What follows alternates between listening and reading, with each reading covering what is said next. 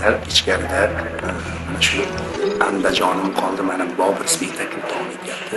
Ularga xalaqit holatda mashg'ul bo'lib ushbu spektaklni birgalikda tomosha qilamiz. Yoshlar teatriga omad.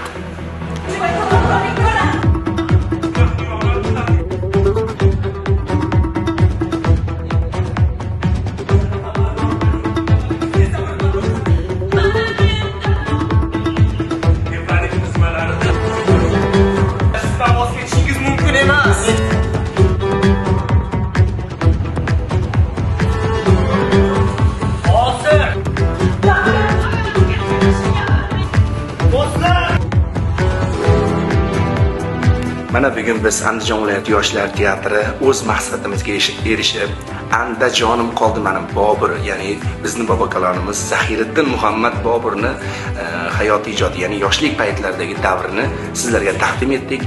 O'ylaymizki, bu spektakl juda ham muvaffaqiyatli bo'ldi va xalqimizga albatta manzur bo'ladi degan umiddamiz. Andijon viloyati yoshlar teatrining barcha jamoasi nomidan siz aziz muxlislarimizga bundan keyin ham shunday go'zal va zabardast hamda ma'naviyatga boy spektakllarni sizlarga taqdim etadi. E'tiboringiz uchun rahmat.